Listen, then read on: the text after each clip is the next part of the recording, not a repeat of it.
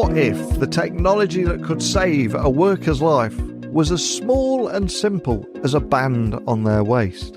And what if the culture inside the company that built it was just as important as the technology itself?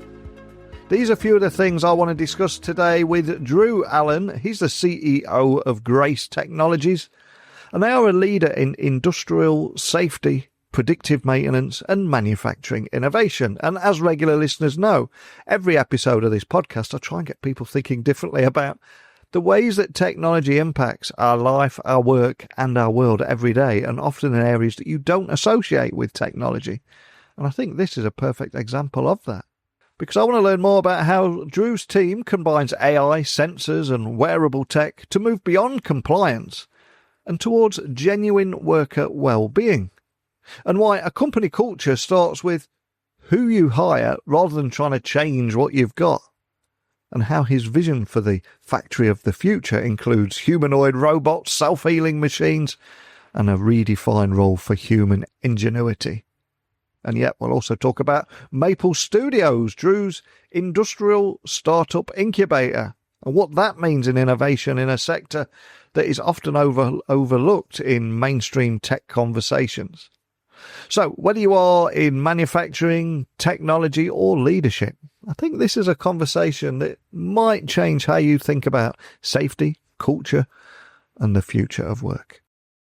But before I get today's guest on, I want to give a quick shout out to Careerist, who are the sponsor of Tech Talks Network this month and all 8 shows that we have here. And it's a message that I'm passionate about. So if you've been thinking, I want to work in tech, but I don't know how to code, then this is for you, because Careerist has built up one of the most accessible paths into tech.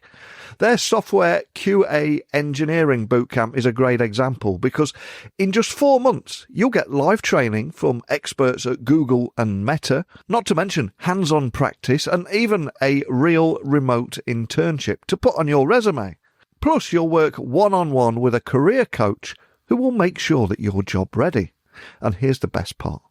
QA is in huge demand right now. There are 37,000 plus open roles in the US alone, and average starting salaries go up to over $105,000. Now, Careerist graduates are already working at companies all across the country, and if you don't land a job within a year, you even get your money back. That's how confident they are. But seats for the next cohort close very soon, so please check the link in the episode description and see if Careerist is your launch pad into a tech career. But now, let's get Drew onto the podcast now. So a massive warm welcome to the show. Can you tell everyone listening a little about who you are and what you do? I'm Drew Allen. I am the CEO of Grace Technologies. We are a global products business in the industrial automation space, focused on making maintenance safer, smarter, and more productive. I took over in January of 2021. And it's a pleasure to have you join me today. One of the things I always try and do on the podcast is find out more about the origin story and the origin story behind your success, the climb up to that mountain. And Drew, your family legacy traces back to Samuel Morse. You've spent formative years in China during the late 90s.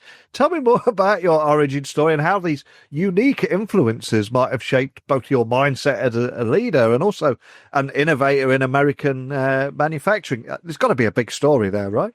Yeah. So it turns out that on my dad's maternal grandmother's side, her uncle or great uncle was Samuel Finley Breeze Morse, who invented the Morse code, the telegraph. And beyond that, he was also a incredible artist. And that's one of the things that most people don't know about him is he was a portrait artist. And for a recent birthday, I was like, I wonder, like, maybe I could get my dad some art or something, and it was like the cheapest painting was like $20 million. I was like, Dad, I don't love you that much.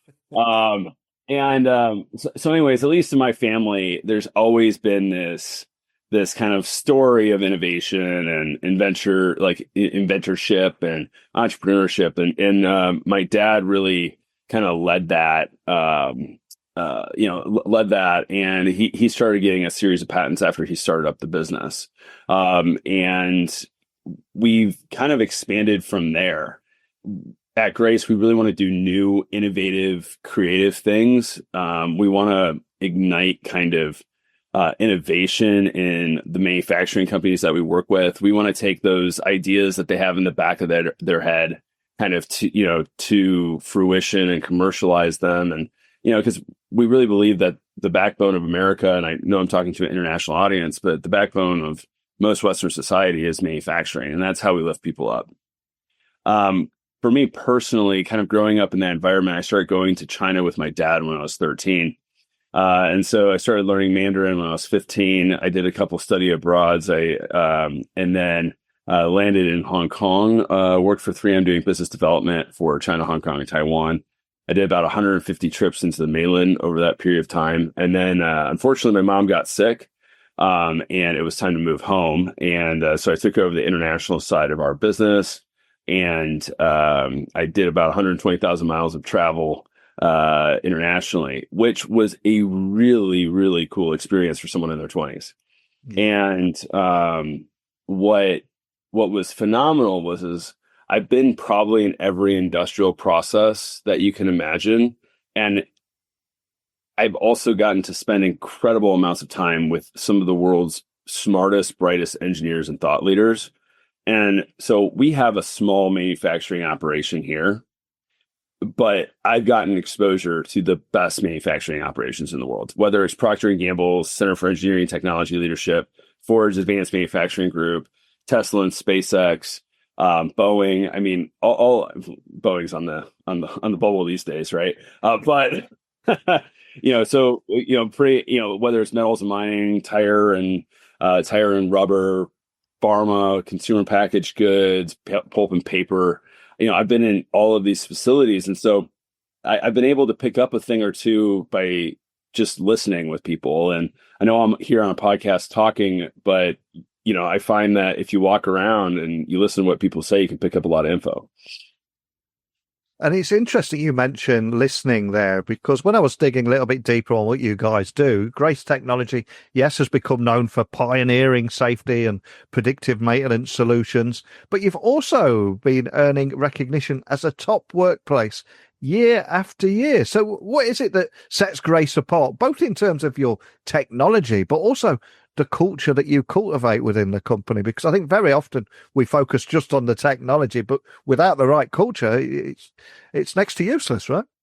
Yeah. So I'm going to let you in on like a dirty little secret. Okay. So culture is much largely determined by your selection bias about who you're actually inviting into the company to begin with. Okay. So a lot of people think that I'm going to come out with a new value, a new value statement card, right? New value card. And then we're going to change the way people believe and think and act. And we're going to become this better company, right? I think that unfortunately, your success with really getting people to change who they are, how they behave, their own personal values, I think that's about 20%. I think about 80% of the time, you're not going to be able to get them to change in a lasting long-term result. And so really what values and culture, what happens there is that collects your filter, that starts your filter criteria for the kind of people that you want to attract into your job. And so, at Grace, we want people who are obsessing over customers, who have this like own it mentality. Like, I'm going to take it from start to completion and I'm going to drive that thing until it's done. I want incredibly innovative people. If I hear, hey, we're doing it this way because we've always done it this way, like that's not going to fly, right? If you're a closed mind, it's not going to work. We have a weird communication style here at Grace. We communicate with candor. And so, one of the things I say though is that, candor is always kind and non-political. And, so there's definitely these organizations that have like this mean-spirited kind of use of language. But here it's always, we're going to say the hard things, but we're going to say it nicely. And then, we're going to care, we're going to care for our people. And so that means a lot of different things. So we do a lot of kind of events here in the business, in the building, We're always doing, I think I got signed up for some marathon relay in a couple weeks. I have not ran this whole summer. But basically we really care like for our people, and kind of using that as some of our selection bias, that's important. But then you also have to have the performance, right? And so because the thing is that if you have the values, first of all, you have to have the performance. How can you own it if you're not performing, right? Mm. And then the other thing is that what happens when you have poor performers on a team is, yes, the team's output goes down because the poor performers on the team, but it actually affects everyone else on the team. Everyone's been on a group project where you ended up having to take over the group project and do it all yourself, right? And so we're not trying to have that kind of thing here. And so we're running at a high performance level. We're attracting the right people. We're, making sure that we're selecting for performance and culture. And we give them big, juicy targets and goals to hit to move the ball forward and do important, impactful things. And when I was doing a little research on you, I also read that you speak often about building high performance teams, but also maintaining accountability while also prioritizing employee retention. So a question I've got to ask is, how do you balance these priorities, especially in a competitive industrial tech sector where talent can be difficult to keep? So what's your secret here? Because it is an incredibly delicate balancing act, I would imagine. Yeah. So first of all, if you've got people who really that you're happy with, that want to make an impact, right? You have to give them autonomy and responsibility.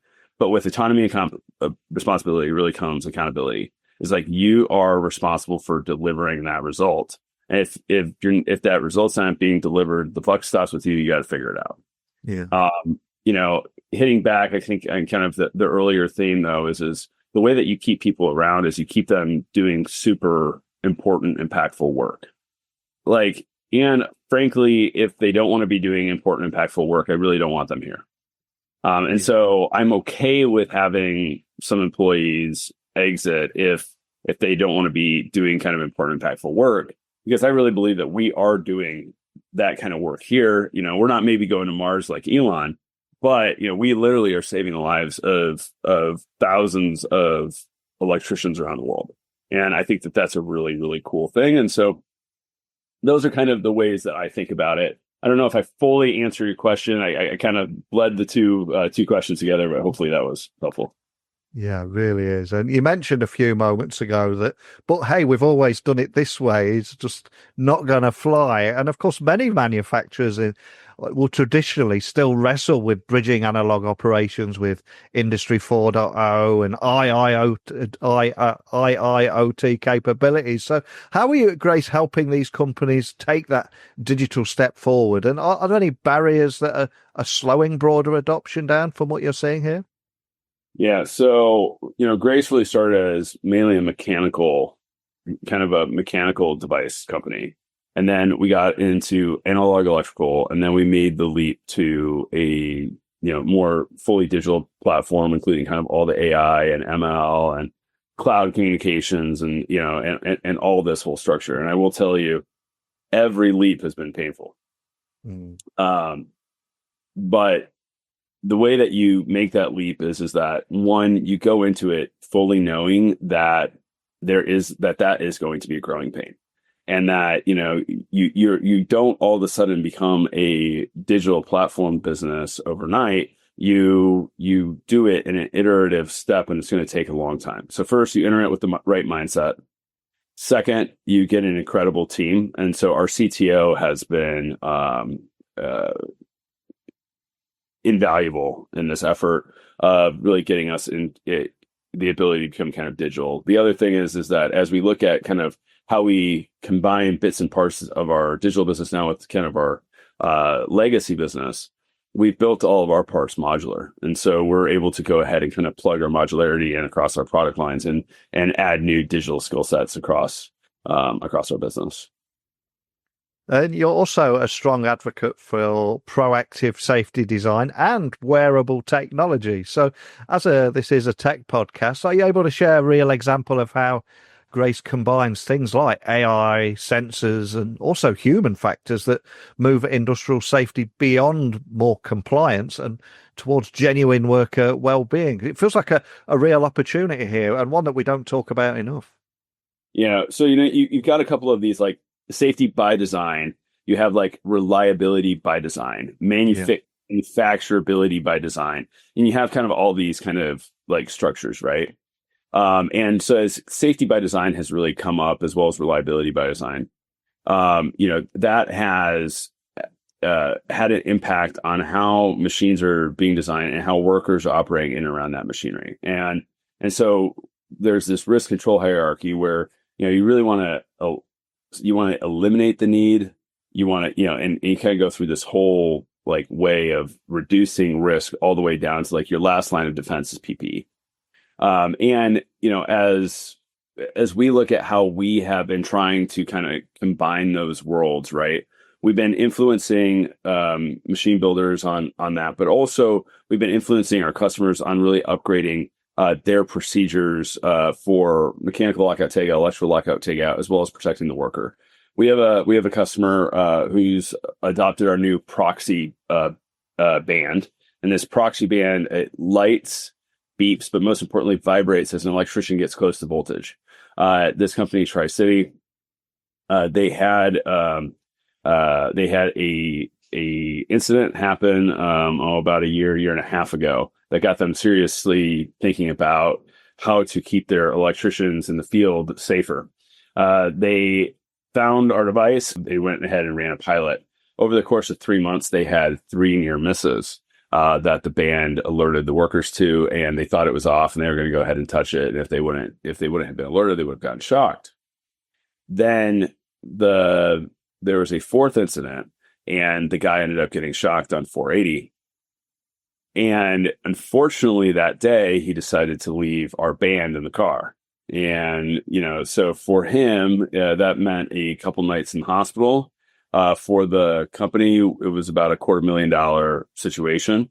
And all because he didn't wear the band that was, in his car. And so it's pretty impactful when you hear stories like that. There was also another guy who was a relatively new apprentice, and his band went off in an area that was unexpected. And then he ended up going, "Oh, something's not right here." He was about to put his hand right on the bus bar. And, he ran to his manager just crying.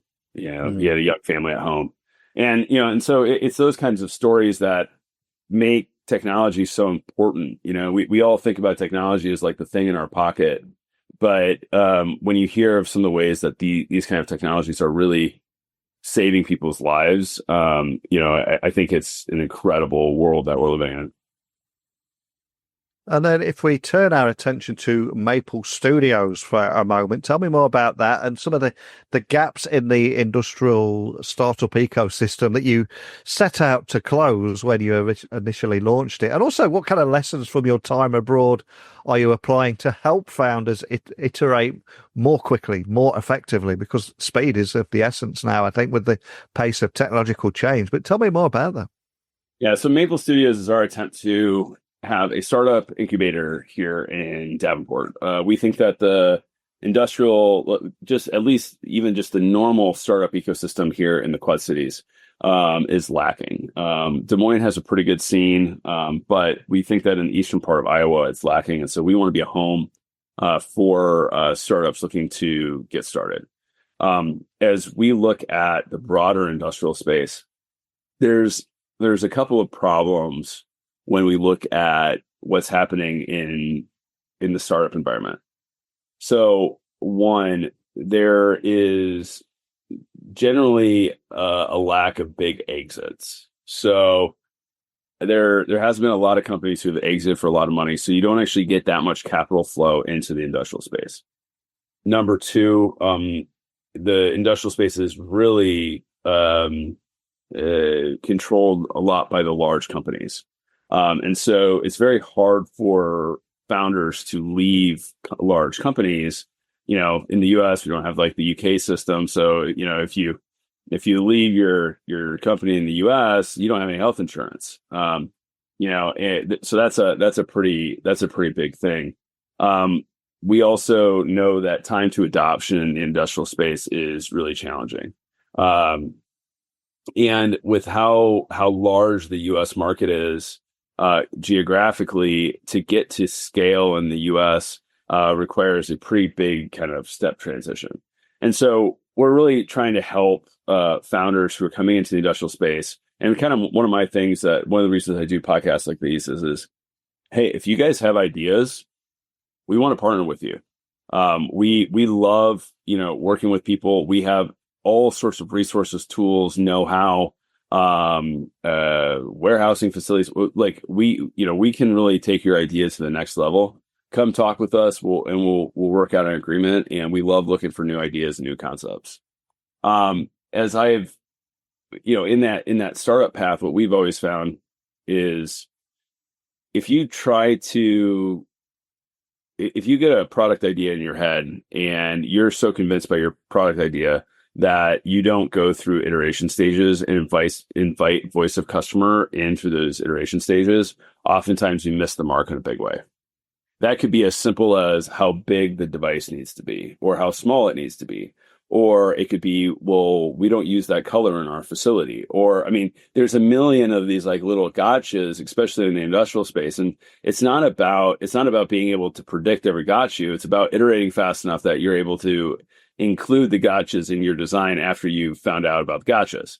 And so those are a few of the kind of tips and tricks that we've learned is iterate quickly, move things forward. You'll always get a gotcha, but just try to get past it quick enough, change the firmware, do something different to address it.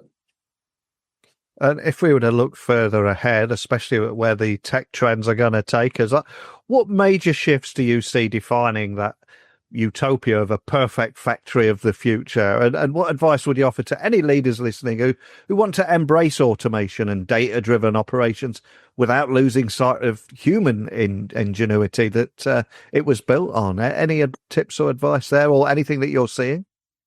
Yeah, I think that robotics is coming in a larger way than it's already came. Yeah. I was just at an event and I was speaking with a head of engineering and automation for GM, and they have such a shortage of workers at this point that they're not even automating to save money. They're automating because they don't have people to do the jobs. Now, some of their locations, specifically some of their locations in Texas, seem to have a much harder time attracting talent than some of their locations maybe in the Midwest.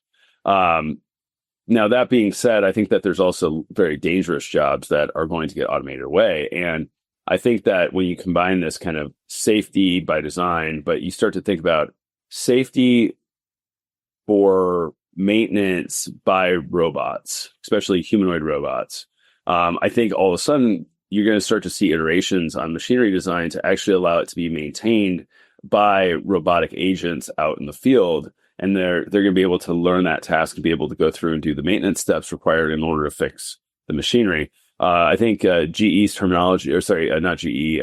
terminology was self-heal. And so you think about this like idea of self-healing machines, and you're like, oh my God, like we're in the thick of it, aren't we? I think AI is going to have a really compelling impact. I think that the challenge on AI is going to be how much productivity increase are we actually going to get? Satya Nadella spoke about you really want to actually measure the impact of AI on actual GDP instead of just like talking about it. And so it's going to be interesting to see if we actually ever get those real returns of AI in the industrial space. And I think that is a perfect moment to end on. Thank you so much for sharing your story, how you're leveraging technology, the impact that you're making, and building that factory of the future, the perfect factory of the future. But before I let you go, I'm going to see if there's something we can do for you here. Some of the biggest names in business, VC funding and tech have either been guests or maybe even listened to this podcast. So Is there a person you'd love to have a private breakfast or lunch with? Who would it be and why? He or she might just get to listen to this. So let's see what we can manifest together. Who would it be and why? I would love to have lunch with JB Straubel. JB Straubel, former CTO of Tesla. And he is the CEO of Redwood Materials. And I have just always admired his work from afar. And I would love to get inside his head. What a great choice. Let's throw that out into the universe. Let's see what we can make happen there. And anybody listening, through the 6 degrees of separation, let's see if we can make something happen there. It's out in the universe. And for all things Grace Technologies, of course, where would you like to point everyone to find out more information there? You can hit me up on LinkedIn, Drew Allen on LinkedIn, or www.graceport.com. Look us up and connect with us, and we'd love to help you guys out. If you have company ideas or product concepts, send me an email at drewa@gracetechnologies.com.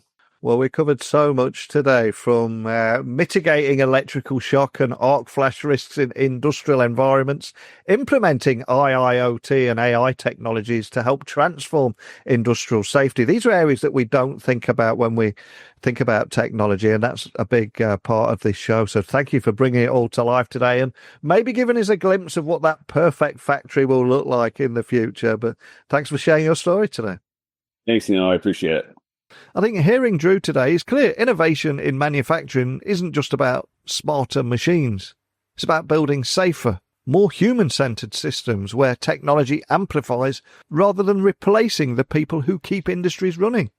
I'd love to hear your thoughts today on anything that we talked about. And tell me, in your vision of the perfect factory, what's the one thing that you'd keep human, no matter how advanced that technology becomes? Let me know your thoughts. techtalksnetwork.com. You can even leave me an audio message. Nice and easy to do. I'm intrigued what you're going to come back with me on this, but keep it coming. But that's it for today. I'll be back again tomorrow, and we'll do it all again. Bye for now.